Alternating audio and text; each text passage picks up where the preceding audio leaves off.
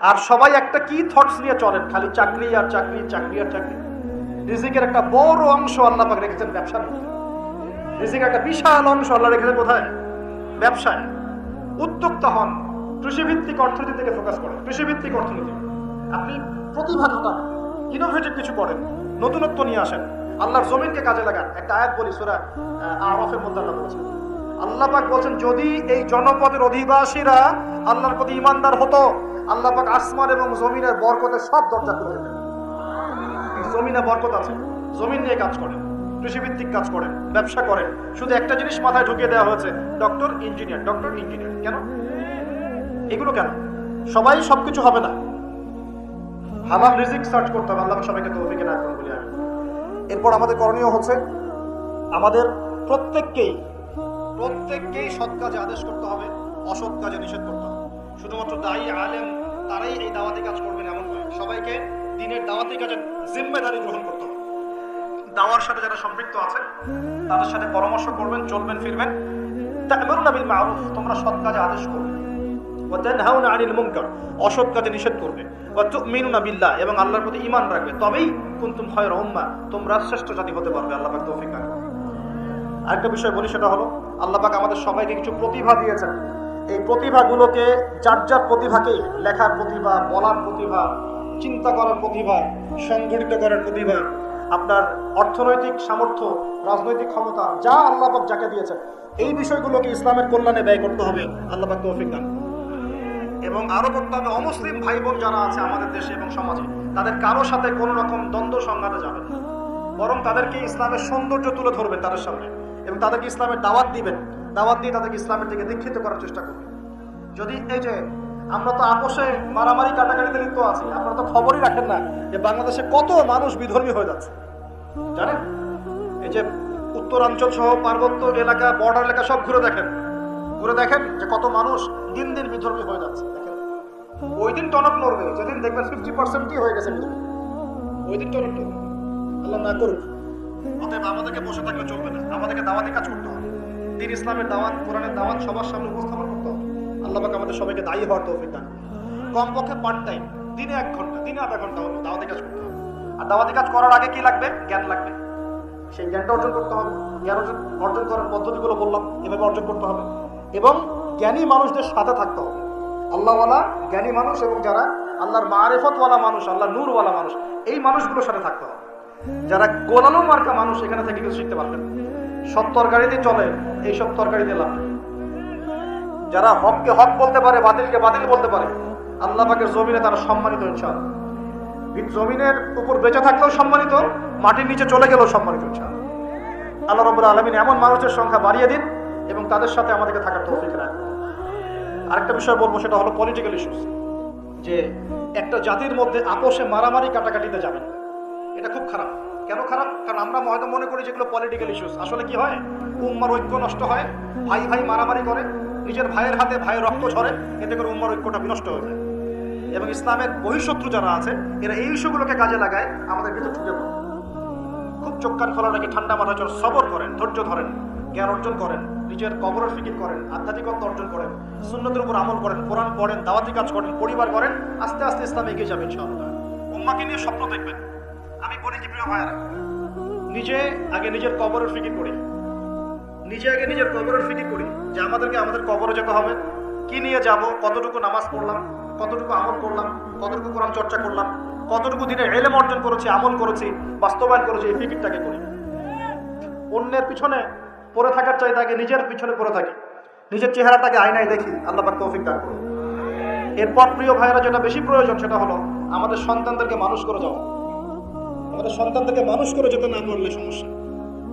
এখন যা পড়াশোনা হচ্ছে দেখতেই পারছেন কি হচ্ছে। এভাবে চলতে থাকলে সমস্যা আছে। জ্ঞান কাকে বলে?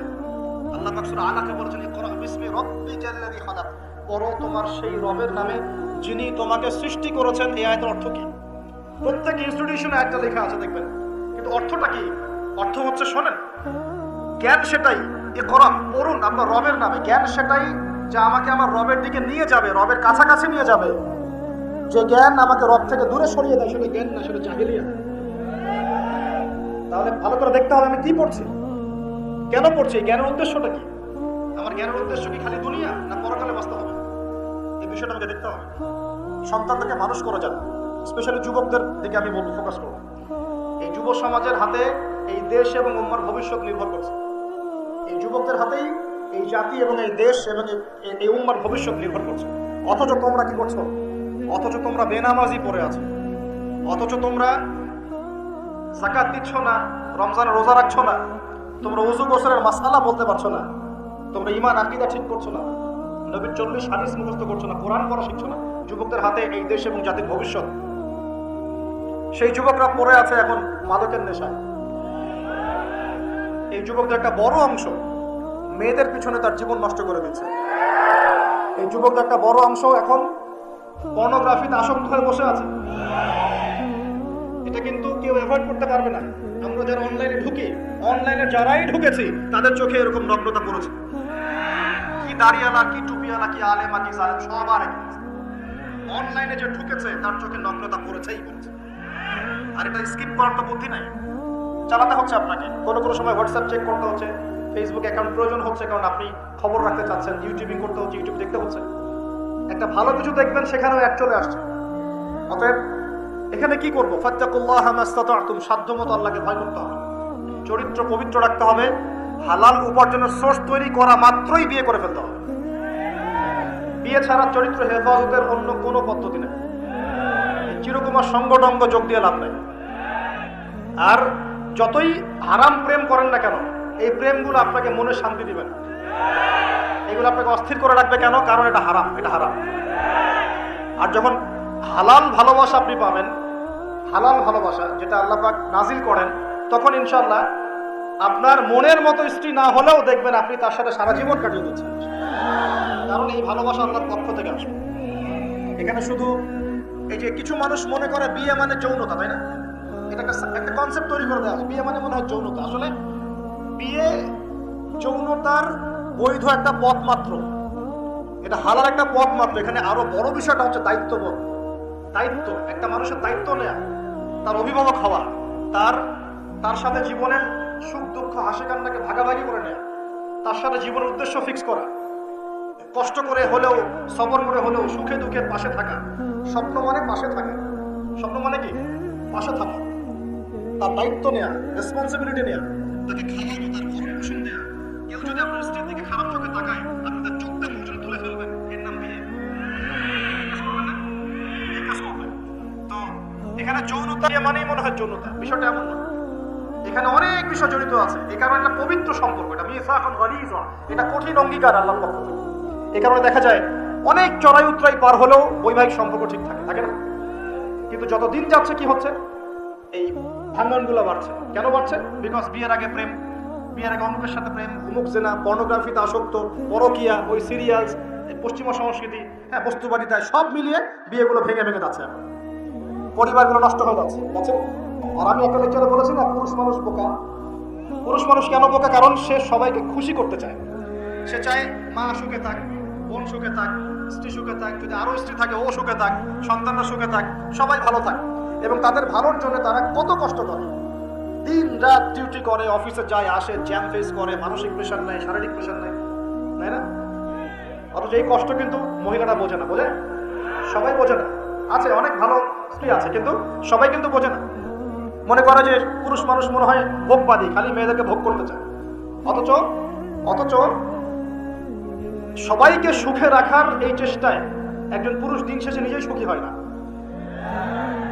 বহু পুরুষ শেষ বয়সে গিয়ে একাকিত্বে ভোগে, একা হয়ে যায়। এই জন্য বলছি ফ্যান্টাসি বাদ দেন। ফ্যান্টাসি বাদ দিয়ে হালাল রিজিক হয়েছে, একটা নেককার পরহেজগার মেয়ে দেখে বিয়ে করে দেন, ব্যাস তাকে নিয়ে দুনিয়ার ছোট্ট জীবনটা কাটিয়ে দেন। আর জান্নাতে তো হুর করে অপেক্ষা করছে ইনশাআল্লাহ। কি মনে করেন অপেক্ষা করছে না?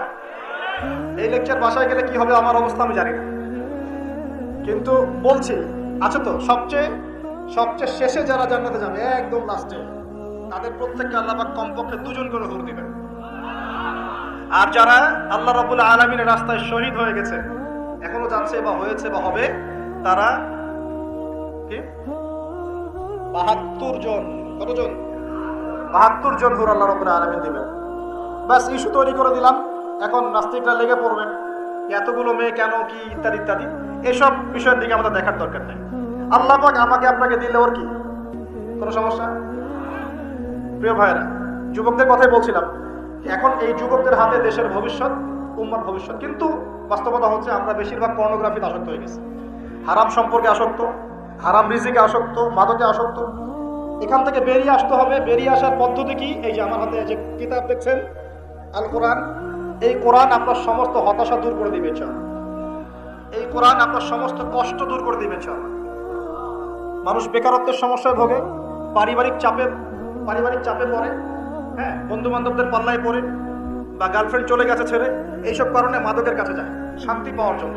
কোরআনের কাছে আসো, শান্তি পাবে ইনশাআল্লাহ। অন্তত নামাজে আসো, শান্তি পাবে ইনশাআল্লাহ। আমরা যুবক ভাইদেরকে রিকোয়েস্ট করবো, এই যে সামনে রমজান, এই রমজানে আল্লাহর ওয়াস্তে কোরআনটা পড়ে শিখেন। যারা পড়তে জানেন, কোরআন এবার এই মাসে খতম হবে ইনশাআল্লাহ। প্রত্যেকদিন কমপক্ষে এক পারা করে, প্রত্যেকদিন এক পারা পারা যাবে ইনশাআল্লাহ। মাত্র 1 ঘন্টা সময় লাগবে এক পারা পড়তে, এক পারা পড়তে 1 ঘন্টা লাগবে। আর যারা হাফেজ আছি, ইনশাআল্লাহ আমরা এই রমজান মাসে 30 পারা কোরআনের অর্থ পড়ে শেষ করে দেব। নিজেও নিয়াত করছি, আপনারা নিয়াত করেন। এই পুরো রমজানে আলিফ লাম মিম থেকে শুরু করে মিনাল জিন্নাতি ওয়ান নাস পর্যন্ত একবার হলেও অর্থ সহ পড়ে শেষ করবেন ইনশাআল্লাহ। পারা যাবে ইনশাআল্লাহ। আমরা দোয়া করি আল্লাহ পাক আমাদের সবাইকে রমজানে পৌঁছে দিন এবং আমাদেরকে রমজানে বরকত দান করুন। পুরো বিশ্বের প্রেক্ষাপটটা বুঝবেন। বিশ্বের কোন যুদ্ধ বিগ্রহ চলছে এবং সারা বিশ্বে পশ্চিমাদের দ্বারা, ইহুদি খ্রিস্টানদের দ্বারা মুসলিমদের উপর ব্যাপক নির্যাতন চলছে। এই নির্যাতন থেকে বের হতে হলে আমাদের শক্তি বৃদ্ধি করতে হবে। কি করতে হবে? শক্তি বৃদ্ধি করতে হবে। কিছু কথা খোলামেলা বলতে হবে এখন, কারণ খোলামেলা কথা বলারই সময় এখন না বললে অনেক দেরি হয়ে যাবে। মুসলিমদেরকে জাতিগতভাবে এখন ঐক্যবদ্ধ হতে হবে। আপোষে এই হিংসা বিদ্বেষ মারামারি কাটাকাটি বন্ধ করো। আমরা সবাই মুসলিম, সবাই একটা জাতি। আমাদের মধ্যে ইখতিলাফ থাকতে পারে, কিন্তু আমরা মত পার্থক্য থাকলেও মত বিরোধে যাবো না ইনশাআল্লাহ। আমরা যদি কোনো মুসলিম ভাই আমাকে গালিও দেয়, যদি কোনো মুসলিম ভাই আপনাকে আমাকে গালিও দেয়, আমাদের সাথে শত্রুতাও করে, তারপরেও আল্লাহর দুশমনদের সাথে মোকাবেলা করার জন্য আমরা একসাথে করবো ইনশাআল্লাহ। মুসলিমদের মধ্যে ঐক্য আনতে হবে। ঐক্য আনতে না পারি, বিভক্তি বাড়াবো না। ঐক্য আনতে পারছি না, বিভক্তি কমসে কম বাড়াবো না। এটা খেয়াল রাখতে হবে। এরপরে আমাদের মুসলিমদের প্রথম দরকার জ্ঞানের বিপ্লব। কিসের বিপ্লব? কোরআনের জ্ঞান, হাদিসের জ্ঞান, এই যে ইসলামের জ্ঞান, দ্বীনের জ্ঞান এবং দুনিয়াবি জ্ঞান, এই সমস্ত রকম জ্ঞানকে একত্রিত করে এমন শিক্ষা গ্রহণ করতে হবে যে ইনশাআল্লাহ আগামী দিনে যেন আমরা আগামী 10 থেকে 20 বছর পর এই কোরআন সুন্নাহর জ্ঞানকে দিয়ে বিশ্বকে চ্যালেঞ্জ করতে পারি। এমন প্রজন্ম তৈরি করতে হবে। আল্লাহ পাক তৌফিক দান করুন। এখন আমাদের সবাইকে আদর্শ পরিবার করতে হবে। নিজের পরিবারের মধ্যে কর্তা আমি আমার পরিবারে পর্দা কায়েম করবো, কারো কিছু বলার আছে?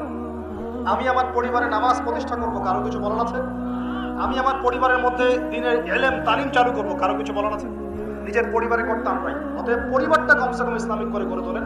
আল্লাহ পাক তৌফিক দান করুন। 4 নাম্বার, আমাদের সন্তান যারা আছে তাদের সবাইকে ইসলামিক শিক্ষা দেওয়ার চেষ্টা করতে হবে।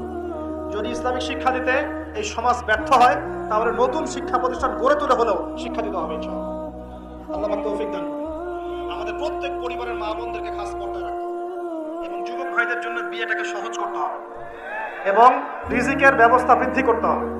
আল্লাহ রাব্বুল আলামিন আমাদের সবাইকে কথাগুলো বোঝার তৌফিক দান করুন এবং আমল করার তৌফিক রাত করুন। সকলে বলি আমিন।